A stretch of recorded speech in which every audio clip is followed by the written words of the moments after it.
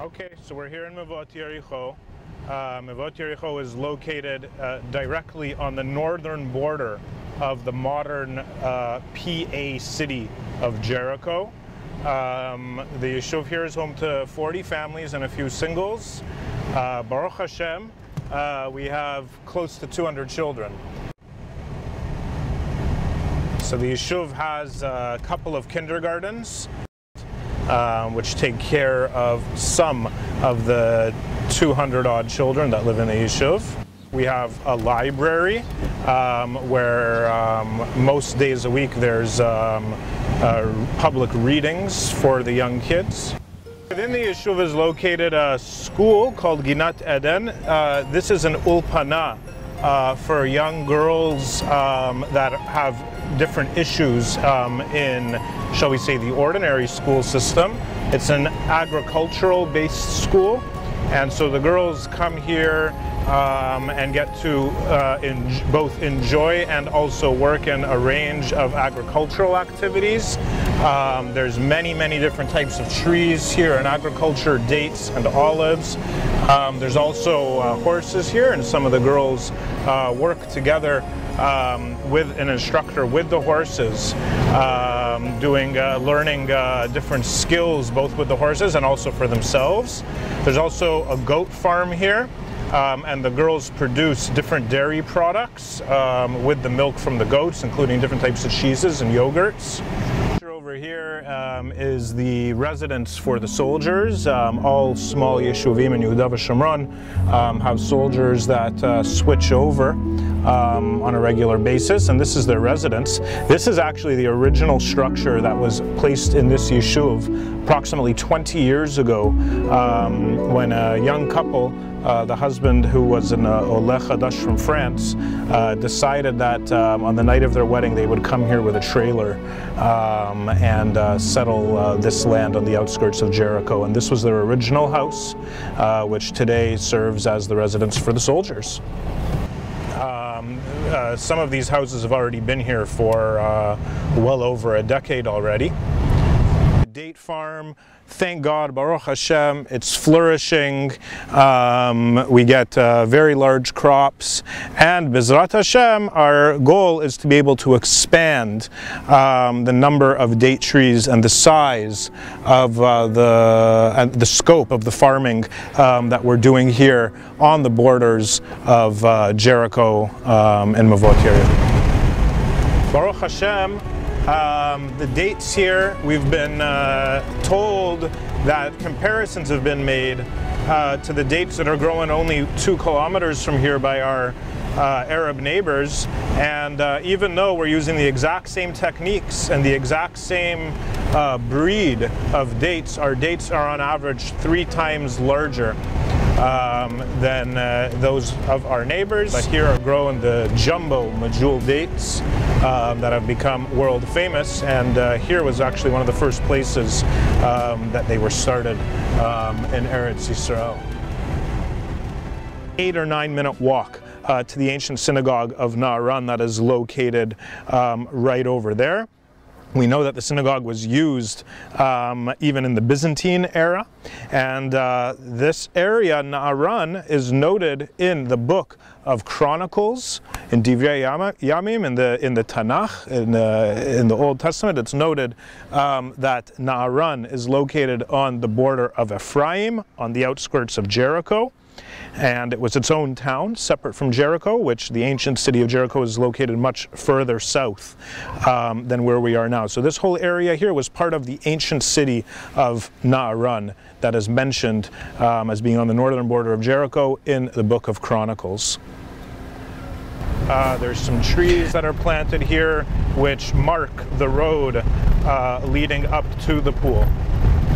And now we're heading in the direction of the pool, which was the money for the materials for the pool was donated by a lovely family through the One Israel Fund, and there's a deer hanging around the pool right now.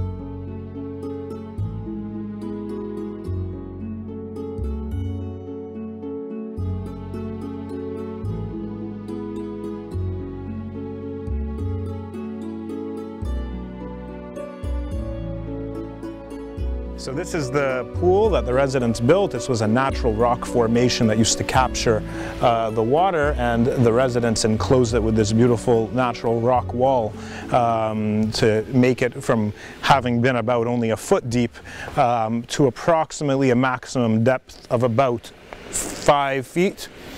And the water comes down normally from up on the top through this piping that the residents set up, and there's lighting at nighttime, so you can come here at nighttime because it's still very warm here in the evenings, and then the water flows down from the top like a waterfall. In the winter, the rainwater comes down like a waterfall from the back of this rock formation and fills up this pool. And then the water spills over the edge here and flows down over here into the dry riverbed, which goes all the way through the Yishuv, all the way out into the desert, and eventually all the way out to the Jordan River that runs through the middle of the Jordan Valley. Looking directly north from the Yishuv is the Yishuv Yitav. Yitav is technically the parent Yishuv of Mevo'ot Yericho. Mevo'ot Yericho was started as an extension of Yitav, even though it's located approximately 3 kilometers south. And Yitav today is home to approximately 60 families, I believe.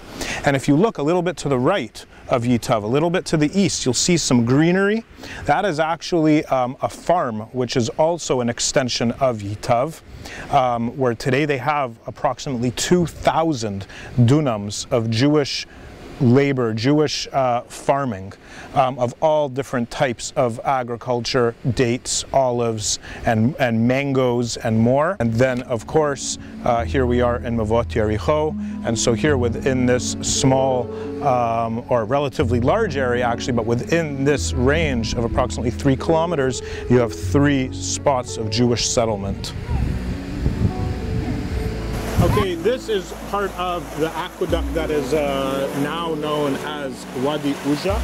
It starts from all the way back in the Jericho Mountains, where the water comes down off the mountains and helps to raise the natural water table,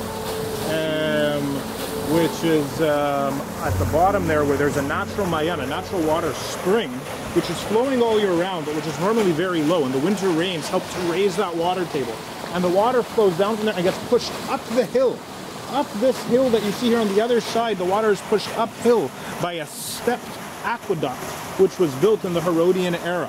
And then the water flows down here and continues here for many, many kilometers along this aqueduct, which you can see is even overflowing in some places, and gets taken all the way out through the modern Bedouin town of Uja, all the way out to the Jordan River, which then, of course, filters down into the Dead Sea.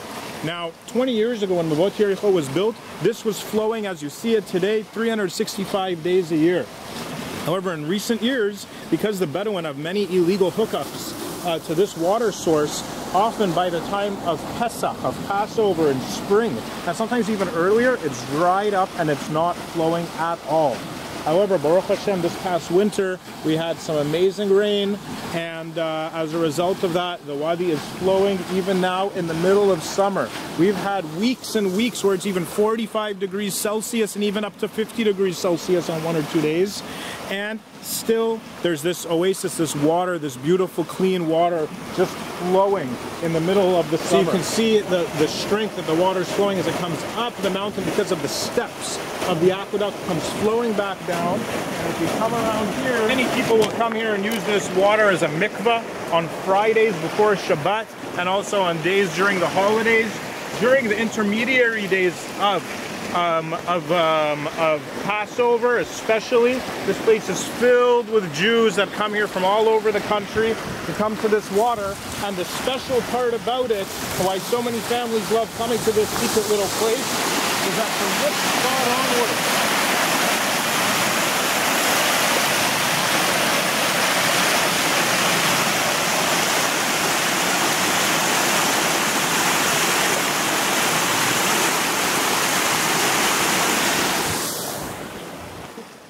it's stepped.